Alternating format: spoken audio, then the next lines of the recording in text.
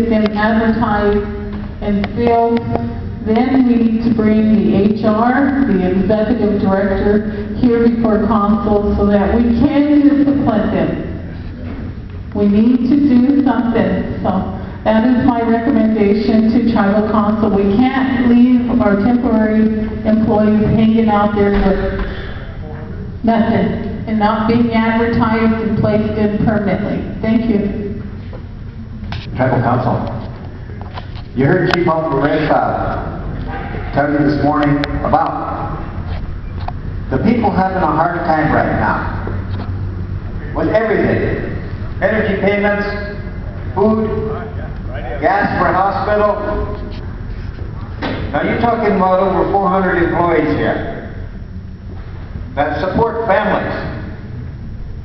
How many people are we talking about? You don't know how many people you're talking about. And how long do you figure it's going to take to go through the process with over 400 jobs? It's not going to be next week. It's not going to be 2 weeks. It's not even going to be a month. It's going to be longer. So be careful. I did have some, Mr. Tao, please. Thank you. I just wanted to say, you know, I think you're forgetting HR and our representatives from our districts who sit on the board. So we want to be inclusive and collaborate the information. I think, you know, I've been to Washington, D.C., and there's finger pointing up there, who didn't do but it's really time. You're talking about Mushika times, President. This is where we need to be humble and work together in making this work. So I collectively think I agree, it's going to take maybe up to 3 months at the most. Thank you. Thank you. Are we ready to move on?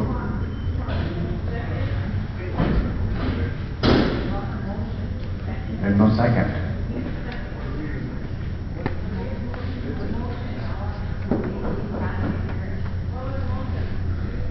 She wanted to vacate all the temporary positions right now and start advertising them. And I just explained how long this was going to take, how many people you're going to affect.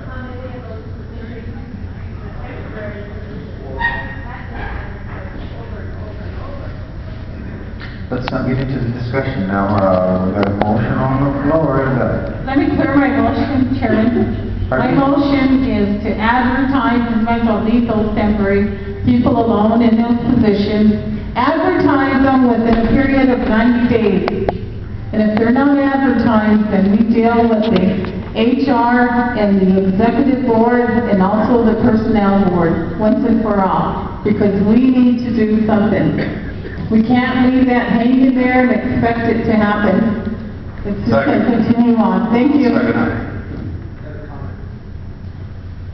Yes, now I missed this over here. He was moving while we were talking. I thought it was that, but I was unsure. It was a second, Chairman. Yes, thank you. Thank you, Chairman. You know, doing some research about these jobs being filled and advertised. We have 9 positions to keep our FAO functioning in a good way of keeping up with the audits. They have been advertised and advertised, but not selected. Now, when we start doing this type of issue, and I'm totally supporting the 3 months, is this going to happen unless we have enforcement mechanisms in place? And secondly, currently right now, our executive director needs to be on a permanent basis so he can enforce.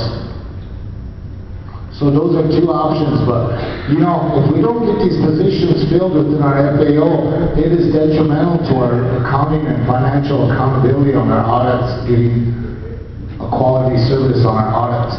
And another thing too, is Mr. Little brings up rural water. We advertised a Class 4 water operator within rural water up in Pure. Okay, I remember it's about 6 months now, right, Paul? And now we're going on the verge of getting fined by EPA because they don't have that position filled. If we can advertise nationally, I'm sure we can find somebody. So thank you. I think that was done because I gave an order up there for that to happen, and he said secretary did the advertising.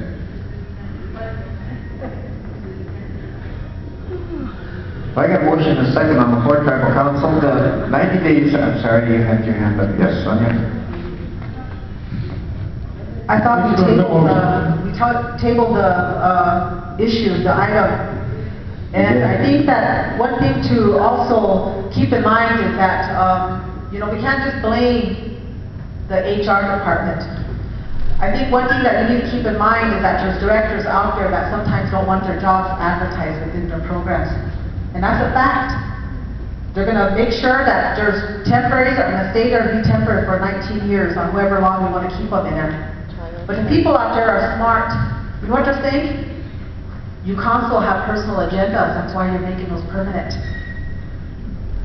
Our people are smart. Don't think that they're not smart. They're smart. They know what council is up to. Maybe we're not thinking that way, but that's what our people are saying. And they're saying, remember now, you've got only so many months in there. There's an election coming up.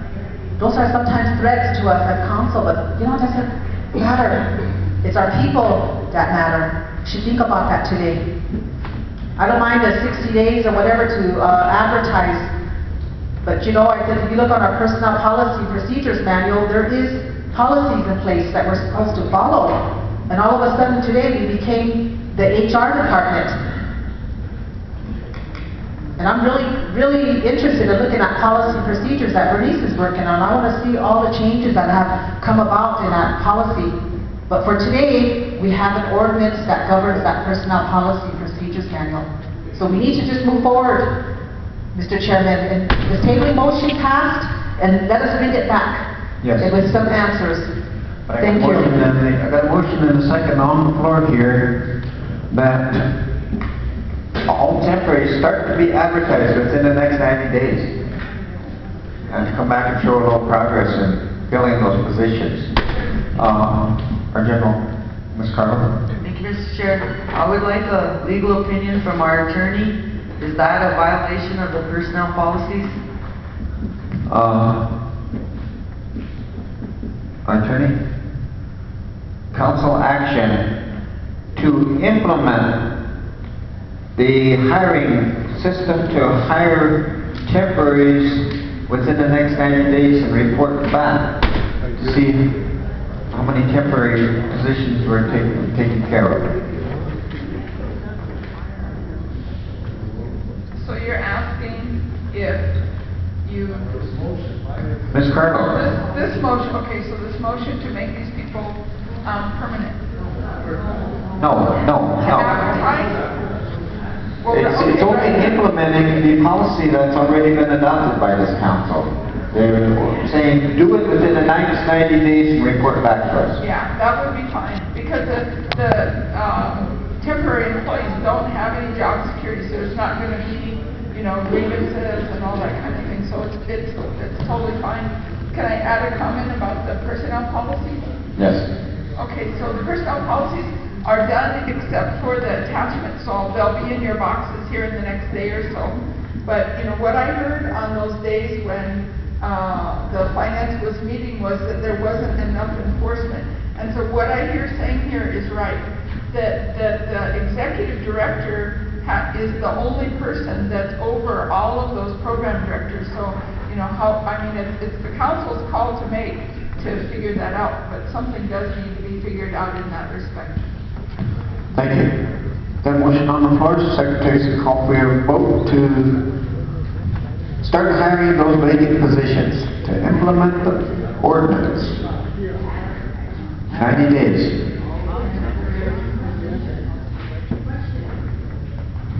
Question. Yes. Mr. Chair. So do we have an ordinance amending the ordinance of the personnel policy procedures right now to ask for this action that Mrs. Brown is asking? I don't think she's really asking anything. She's just saying implement the ordinance. Oh, okay, so just implementing it based on the personnel policies. Okay, all right, thank you.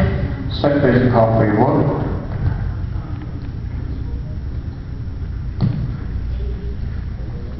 She wants the motion restated because what she's got down here is motion to advertise all temporary positions within 90 days and to release all temporary, no, that's not right, release all temporary employees. We never did do that.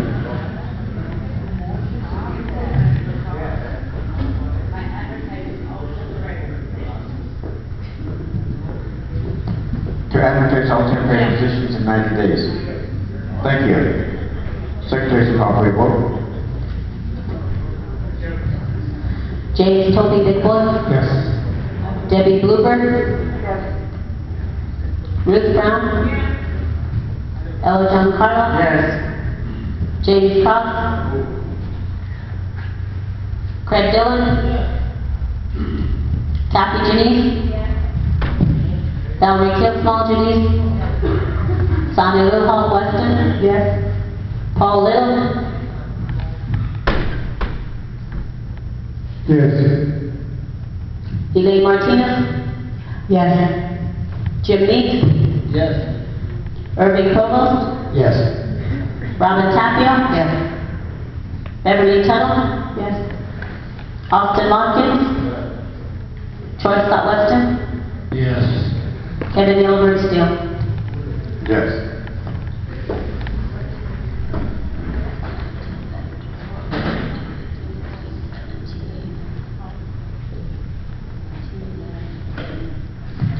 Council vote of 17 yes, 1 no. Motion carried. Thank you very much, Mr. Provost. Thank you, Chairman. Thank you, Council. The 2/3 item that we want on the council floor that was approved of is the resolution of the Oglala Sioux Tribal Council of the Oglala Sioux Tribe requesting the Bureau of Indian Affairs reimburse the Oglala Sioux Tribe for late fees incurred by the Oglala Sioux Tribe concerning the FX Farm Agency payment and the Shakopee Community payment and setting deadlines for timely future payments. I would like to have Rhonda read the resolution for the record.